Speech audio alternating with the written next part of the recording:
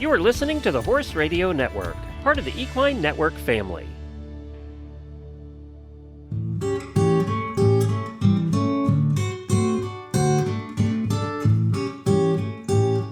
Welcome to this episode of the Disease Du Jour podcast on the topic of vesicular stomatitis in horses with Dr. Angela Pelzel-McCluskey.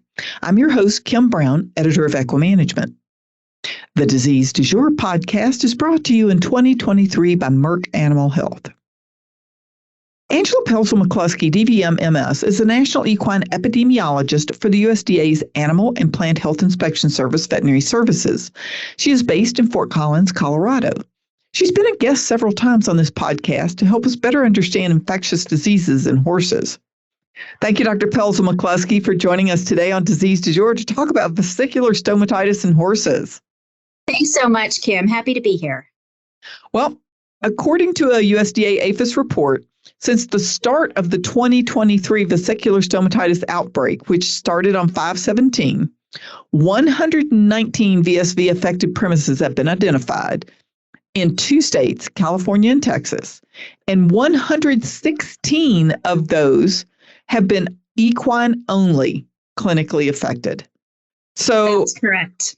This is a little scary to be starting like this, but let's back up a little bit because vesicular stomatitis in the past has been fairly regional to specific areas of the country, and we're seeing some differences now. And tell us about the vesicular stomatitis virus.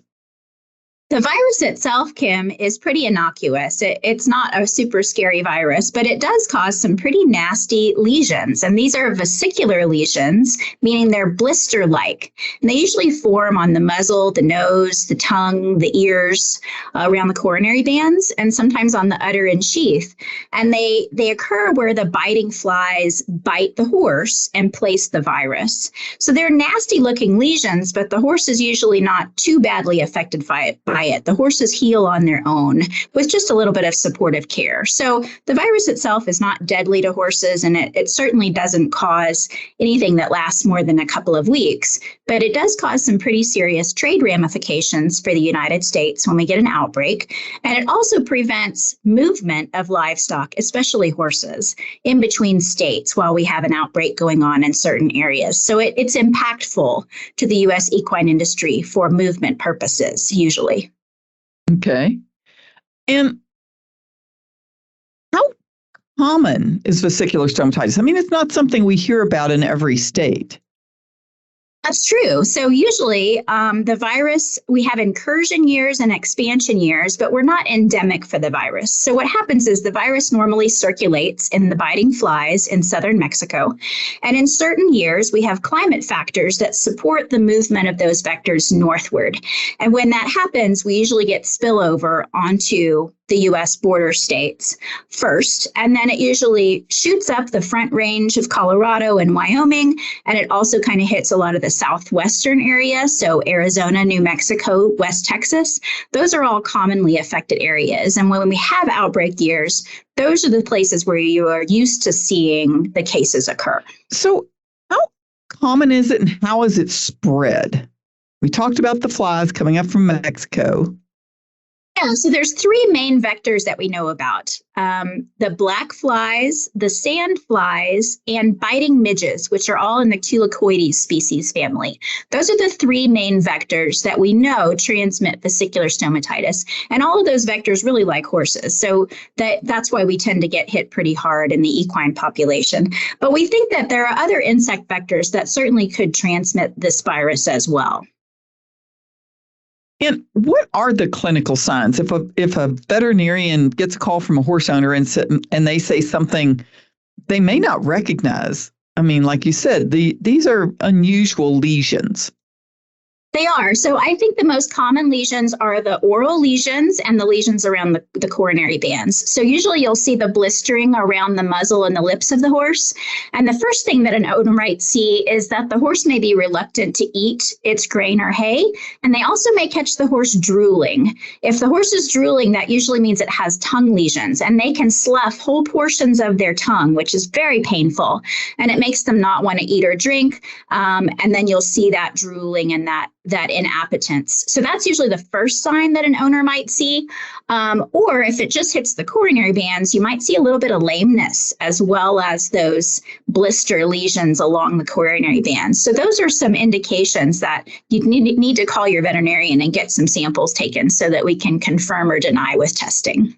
Today's Disease Du Jour podcast is brought to you by Banamine, flunixin meglumine injection from Merck Animal Health.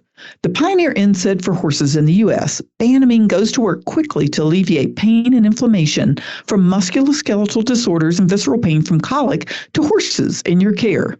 Don't get caught on call without Banamine. Find out more at mercanimalhealthusa.com. Do not use Banamine in horses intended for human consumption. The effect of Banamine paste on pregnancy has not been determined. See product label for complete safety information. Can vesicular stomatitis even be treated? It can, but it's supportive care. It's not a very specific treatment. I think one thing we need to be really careful of is vesicular stomatitis can be transmitted to humans, and it doesn't get transmitted to humans from the flies.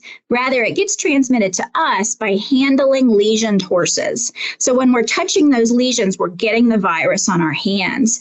And while these horses are licking and smacking their lips, which are very painful with the lesions, they're also snorting and blowing virus kind of all over the place. So you have to be really careful when you're handling potentially lesioned horses, that you wear gloves, that you handle them last, obviously, and isolate them as best you can. But you also want to wash your hands after handling them, and you want to keep your face out away from in front of the horse, who's going to have all of this discharge and slobbering and snorting that can blow it all over you. Those are very good recommendations for vets and techs and owners who are out with this. So we mentioned, and I want to go back to this because I think this is really important, because some people think, maybe the horse just has minor lesions and they are really wanting to go to a show, or they are on a premises and their horse is fine, but other horses have had it. And there is travel restrictions, and it's really a responsibility of the owners. But how can veterinarians help owners understand how critical it is that they obey some of these restrictions that are placed on them? Absolutely. Great question. So the virus itself is in the lesions. That means the horse, while its lesions are healing, can transmit that virus by direct contact to other horses or through sharing feed or water bunks with other horses. And so the key point about why we have movement restrictions from state to state when we have an outbreak is because we don't want to move the virus by moving the animals. And so it's every horse owner's responsibility to make sure that they're not the cause of new transmission of this virus to another premises. They also have a lot of control over making sure that their horse doesn't spread the virus to other horses on the same premises by isolating it and by not allowing it to share feed or water sources for a while. So the owner really has a strong responsibility here to prevent further spread. And I think most owners would want to do that. This is a very painful, nasty disease for a couple of weeks for the horse. And certainly an owner would not want to be responsible for causing an outbreak at another location. And for veterinarians, I still remember that one of the first times a veterinarian in Texas said that they had encountered vesicular stomatitis, said the horse was drooling, it wasn't eating, he wasn't, he was new to Texas, reached in to grab the horse's tongue to pull it out of the way so he could look in there, and the whole epithelium of the tongue sloughed off into his hand. And he was like, this is not good. Correct. The horse didn't think it was any good either, believe me. Those are very painful lesions, and they do take several weeks to heal, but they can be a little bit obvious, like in that situation that you described, where you go, oh, wow, that's not good. I found why the horse isn't eating, right? And I found out why he's drooling right here. Yeah. And veterinarians can help their owners. And what would you suggest to veterinarians that might be some things that they could say to owners that would emphasize how important it is to not let to watch these horses and not let them contaminate the feed and the water and transmit this? Yeah, so I think all horse owners need to be on alert whenever we have an outbreak in the U.S., no matter what state you're located in. And the reason for that is because we can actually prevent transmission on any premises by doing really good vector control and really good biosecurity. So as soon as you see, either from our USDA situation reports or from alerts on the Equine Disease Communication Center, as soon as you see we have cases of VSV in the United States, you need to immediately be enacting an enhanced level of biosecurity and vector control. We have got to keep flies off of horses. The reason for that is we can't prevent flies from moving around. We have nothing at all that stops biting midges from moving across the country on wind currents. So because the flies are going to move, we absolutely have to make sure that we stop the cycle and not allow the flies to interact with the horses. And that's where the owner is 100% in control for what happens on your premises and how you keep flies off of horses, and also how you enact biosecurity so that you keep lesioned horses from coming to your premises during an outbreak. And we talked a little earlier about the outbreak that's going on in California, and that's a little unusual. I mean, we haven't seen VS in California for a long time. I'm sure you know the dates, but can you tell us a little bit about the outbreak and why maybe we're seeing more cases and more premises this year? Sure. This is a super interesting situation from a research standpoint and from a climate standpoint. So the last time California had cases of vesicular stomatitis, it was in the early to mid 1980s. And that was actually an animal movement that happened from infected dairy cattle that moved from another state and brought the virus to California. That's what caused their outbreak many years ago. They've never had, in the last 50 or more years of recorded history, a naturally occurring outbreak that wasn't the result of an animal movement. But in this situation, it was a result of infected vectors moving upward from Mexico and bringing the virus with them. And that is so interesting right now because normally Southern California, where this outbreak is occurring, has a really huge heat dome and also a extreme drought region in that part of the state. And that normally has a protective effect from them. It doesn't allow the insect vectors to really propagate and get going. But because just since January, they've had lots of snow and lots of rain, you've heard all about the disasters being caused down there from that. That has allowed the vector populations, which carry this virus, to literally just explode in population. And so we have all three infected vectors, the black flies, the sand flies, and the culicoides biting midges. All three of those active vectors are occurring right now in Southern California and driving part of this outbreak. And they're spreading the virus amongst each other, and then they're spreading it on to horses and other susceptible livestock. Yeah, and that's something that folks need to be paying attention to. I mean, like you said, it's been 50 years since a natural outbreak. So we need to keep in mind some of the things that are happening around us as horse owners, as veterinarians, so that we can maybe be more prepared for this. So is there anything else that you would like to talk about vesicular stomatitis? Well, I think we have to be prepared in the coming future that the climate changes that are occurring right now in the United States are really impacting all of our vector-borne diseases, including vesicular stomatitis. So I want to take you back to 2020. We had an outbreak of vesicular stomatitis that started normally that year, but ended up spreading way too far east. We had a huge nidus of the infection that was centered over the Kansas and Missouri region. And that was really shocking because we had not had cases of VSV in that region since the 1930s, and those were all caused by animal movements. So a vector-borne and vector-driven outbreak that far east was really shocking to us. It was not in the Rocky Mountain region and the southwestern U.S. where we expected it to be.